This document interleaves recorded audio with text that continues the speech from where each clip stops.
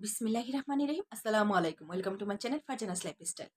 আসলে কফি খাচ্ছিলাম। আর কফি খেতে, খেতে মনে হলো যে আপনাদের সাথে কিছু ইম্পোর্টেন্ট কথা শেয়ার করি।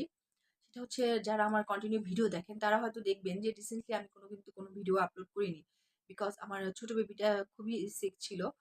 তো সেটা নিয়ে কিছু কথা ডিসকাস করব। প্রথমত হচ্ছে আমার বেবিটার হচ্ছে এখানে একটা ফোড়ার মতো হয়েছিল।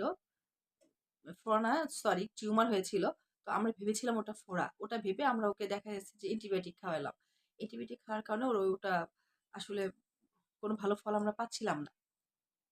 আমার আব্বু একজন হোমিওপ্যাথি ডক্টর। তো দেখা যায় যে আমাদের ফ্যামিলিগত যেকোনো অসুস্থতাই আমার আব্বুর উপরেই আমরা ডিপেন্ড থাকি।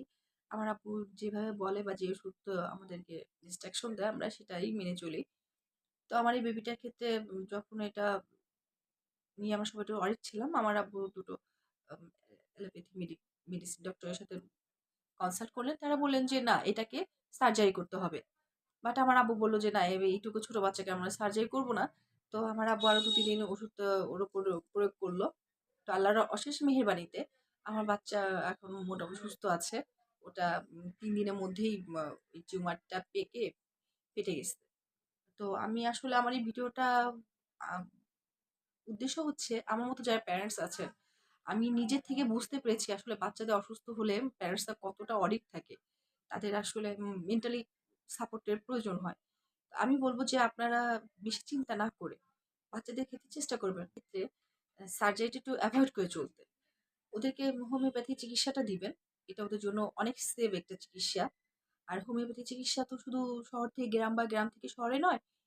আর এই হোমিও চিকিৎসাটা তো এখন বিশ্বব্যাপী একটি চিকিৎসা। আর এটা তো নতুন চিকিৎসা নয়। এটা প্রায় ২০০ বছর আগের একটি চিকিৎসা পদ্ধতি। আর এটা হচ্ছে জার্মান বিজ্ঞানী স্যামুয়েল হ্যানিম্যান ১ম এই চিকিৎসাটা আরকি উদ্বোধন করেন। তো তার হোমিওপ্যাথি ব্যাপারে আসলে আমি ডিটেইলস অন্য একটা ভিডিওতে শেয়ার করব। আমি বলতে চাচ্ছি যে আপনাদের বাচ্চা যখন অসুস্থ হবে আপনার অডিট না হয়ে সঠিকভাবে চিন্তা করে সঠিক সিদ্ধান্ত নিবেন। তাহলে দেখবেন বাচ্চা দ্রুত রিকভার করবে, প্লাস অসুস্থতা একটু কম হবে। আর চেষ্টা করবেন হোমিও ওষুধটা খাওয়াতে। বিকজ হোমিওটা বাচ্চাদেরকে অনেক স্যুট করে। আর এটা অনেক সেফ একটি চিকিৎসা। যেটা নিরাপদে আপনার বাচ্চার জন্য। আমি ডিসাইড করেছি যে আমার পেজে তো আমি বিভিন্ন ধরনের ভিডিও আপলোড দিয়ে থাকি। বাট এখন থেকে সব প্রতিদিন না হলেও সপ্তাহে ১-২ দিন আমি হোমিওপ্যাথি চিকিৎসা নিয়ে কিছু আলোচনা করব। মানে আমার বাচ্চাদের যে প্রবলেম গুলো হয় বা যে অসুস্থতা ওরা ফিল করে সেগুলোতে আমি কি ওষুধটা প্রয়োগ করি বা কি ধরনের ওষুধ খাওয়াই।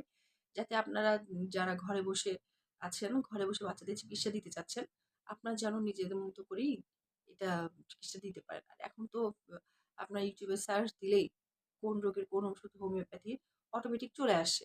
তো চেষ্টা করবেন বাচ্চাদেরকে একটু সেভ রাখার। কেমন লাগলো ভিডিওটি অবশ্যই কমেন্টসে জানাবেন। ভালো থাকবেন। আল্লাহ হাফেজ।